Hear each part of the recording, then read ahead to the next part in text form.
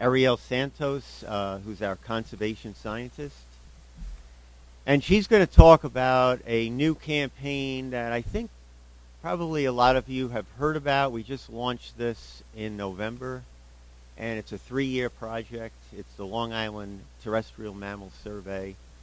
And Arielle will take it from there, tell you about it and how to get involved.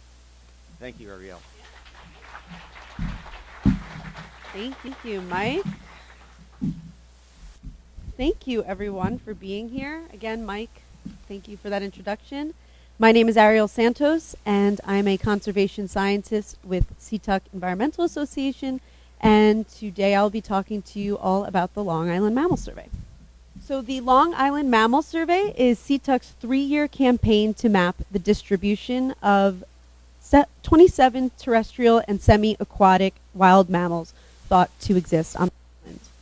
We will be enlisting the help of Long Island conservation organizations, school and scouting groups, and interested volunteers. This survey will be comprised of 3 main components. The first, we will be using trail camera images submitted to iNaturalist to document the distribution of our medium-sized to large mammals, so from squirrel to deer. And then we will be using live trapping techniques to study our smallest mammals, so shrews, mice, moles, and voles. And for that, if you are interested in participating, you must attend a training workshop by SUNY ESF or New York State DEC staff.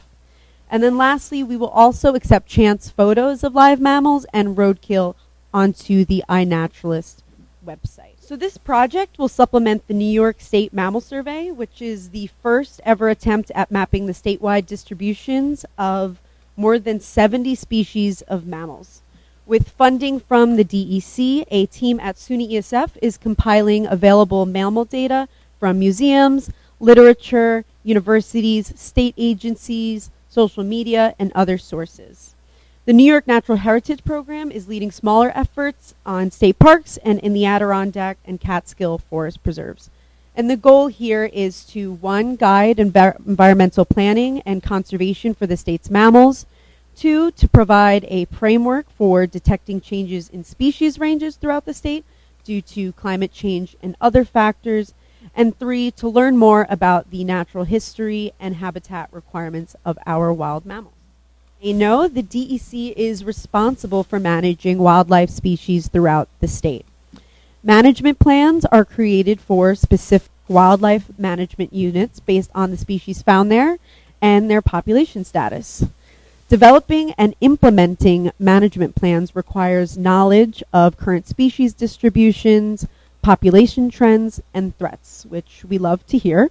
But unfortunately, in terms of mammals on Long Island, there has been no comprehensive survey work done, and there's no baseline information on the long-tailed weasel, striped skunk, mink, or gray fox. As you can see here, current state regulations allow trapping for all 4 species on Long Island. Most wildlife biologists consider these species rare and feel that current state regulations don't reflect their population statuses in Nassau, Suffolk, Brooklyn, or Queens, and should be revised. So what information do we currently have? Well, we do have this wonderful publication from Paul Connor titled The Mammals of Long Island, and it's based off of his fieldwork done in the fall of 1960 to the summer of 1963. And this is an absolutely excellent resource, but now it is 60 years out of date. On top of that, field surveys focused on collecting small mammals, so shrew to squirrel size, and it was confined almost entirely to Suffolk, so a little bit smaller in scope than we would like. So a lot has changed since the 60s. What do we know now since Connor's study? Well, Connor stated that there were no chipmunks on Shelter Island, but today, we know that's false. We know now that they were introduced in the 80s. Connor also stated that there were no southern flying squirrel on the East End. Is that still true today? It's false. And in other news, following the paw prints of their larger carnivore cousins, the coyotes, fisher cats are now returning to New York City. And this fisher shown here was photographed in the Bronx on June 6, 2014. And this was actually the first ever New York City record after a scattering of records across Westchester County. So, even though there is a lot we know now, there's still plenty that we do not know. The eastern coyote seen here is a recent arrival, having arrived here on its own in 2009 and first bred on the island in 2016. There is still a lot to know about this species and specifically how it will affect our local ecology. For example, we want to know how the impacts of coyote colonization or what impacts coyote colonization will have on current mesopredators. So the red fox goes through what's called a boom and bust population cycle. The red fox has no boundaries in its migration. As long as it has resources, it can keep reproducing and migrating throughout the island. Eventually, a lot of red fox will succumb to what's called sarcoptic mange, which is a density-dependent disease. This will also happen to our friend the raccoon. Their density-dependent disease is canine distemper. Red fox, raccoon, and coyote are all territorial species. And I don't know about you, but if I was a red fox or a raccoon, I would not want to get into a territorial dispute with a coyote. So we're thinking that coyotes will most likely make areas less available, restricting the populations of both raccoon and fox, and reducing the likelihood of this boom and bust cycle. But it's important to note that we need the baseline information first for these species so we can measure the before and during and then figure out after. So that story is going to be very interesting to see unfold. Now the mink here is another species we don't know too much about regarding its distribution and numbers on Long Island. Again, there's been no comprehensive survey work done and there's no baseline information on the mink. If you go to iNaturalist, you'll see in that top right corner, people are only submitting sites of mink on Fisher's Island. Are mink really only surviving on Fisher's Island? Connor said that there was a wide distribution all over the region, almost the full length of the island, and on both the north and south shores. Similarly to the mink, there is not a lot of information on the long-tailed weasel. On the left-hand side here, we have the rare and endangered New England cottontail, and on the right is the very common eastern cottontail. Are there any New England cottontail left on the island? We don't know. Habitat changes favored the eastern cottontail over the now endangered New England cottontail.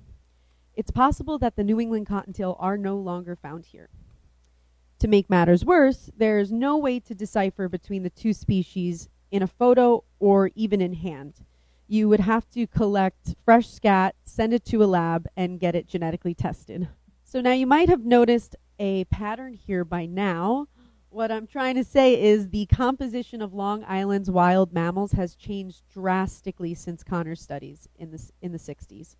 Species have been introduced, species have been migrating here naturally, and some species have been extirpated, which might be the case for this gray fox.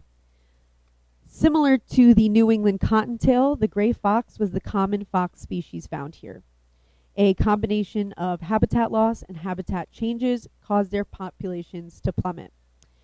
It's possible that they too are no longer found here on the island.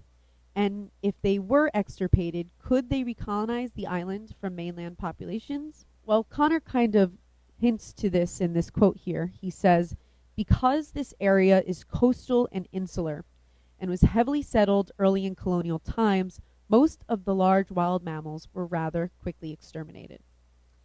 This was before conservation laws were enacted, of course, and since then the populations of many species such as beaver, otter, and bobcat have recovered on the mainland.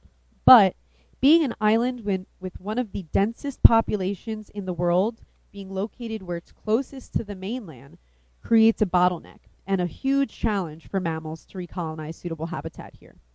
That's why we need to be very careful managing these species to avoid local extirpations here.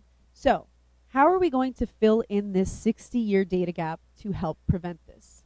As I mentioned earlier, the surveys will be done using trail cameras, live traps, and chance photos of animals and roadkill. Some species are difficult to capture on a trail camera, such as the metal vole shown here, because they are fossorial, or in other words, they love to burrow. The star-nosed shown here are even more fossorial, as are the shrews. The tiny masked shrew shown here is our smallest mammal, and according to Connor, probably the most numerous mammal found here on Long Island. Finally, the meadow jumping mouse, probably as rarely sighted by naturalists as the masked shrew, due to its 6-month-long hibernation period and strictly nocturnal habit. In this slide, I have 2 examples of live traps. On the left-hand side, that aluminum box is called a Sherman trap.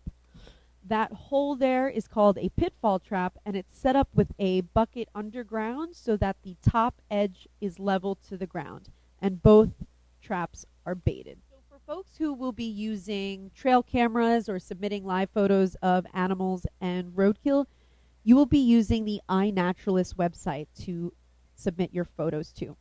I personally love iNaturalist. I think it's a great resource. It basically allows you to identify any plant or animal that you see. It's a mobile app, and it's also a website that you can log into any browser. First, create a free account. Totally easy. You just use your email address. Search for the Long Island Mammal Survey. Once you find that, you click join, and then you are pretty much set to go. You can then submit photos. From there, you should be pretty much all set. For the next slides, I'm going to go through a little step-by-step tutorial, but we also have video tutorials on CTUC's website under the Long Island Mammal Survey webpage. So here I have screenshots of my phone, which I'll show you how to join the project. So that first one, I believe, on the bottom right-hand side, it says project. And then at the very top, you want to click the magnifying glass. From there, you can type in Long Island Mammal Survey, and the survey will pop up on the bottom, which you will then click. This third photo here is the button you want to click to join, and then once that button turns into leave, you know you have joined the project. And just something quick to note, any photo that you submit that meets the project requirements will automatically be included in the Long Island Mammal Survey.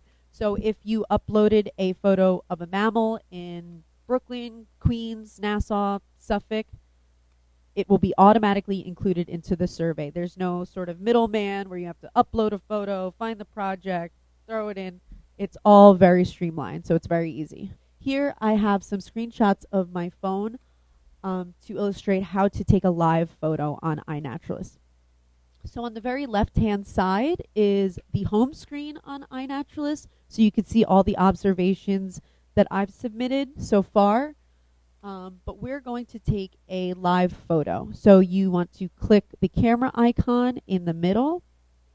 From there, another screen will pop up, and it'll ask you if it's okay if iNaturalist accesses your camera. So, of course, you want them to be able to access your camera so you can take the photo. Next is a little bit of a weird pop-up. It asks you if iNaturalist can add to your photos. And what this basically means is if you take a photo on iNaturalist and you don't allow it to access your photos, that photo will only live on iNaturalist. If you hit OK and you allow iNaturalist to access your photos, you will then have a copy of that photo on your phone.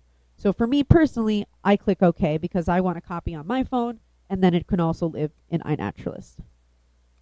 And then lastly, which is kind of the beauty of this whole platform here, is this what did you see box. So I picked my Monstera plant because it's the easiest thing to do at my apartment. So I took a picture. I would then click what did you see, and in the next screen, it would say all of the things that it possibly could be. And at the very top, it would say Monstera. And that's kind of how it works in suggestions. So the very top one is usually the ID that's most likely to be correct.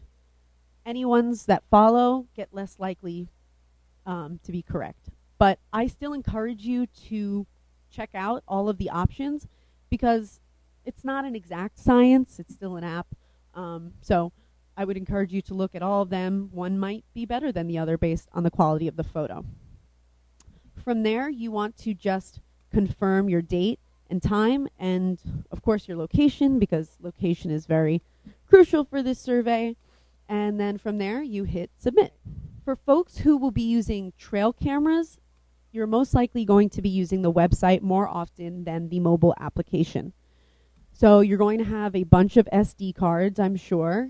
You're going to upload them to your computer, and then you're going to want to put them on the iNaturalist project. So you just type in inaturalist.org.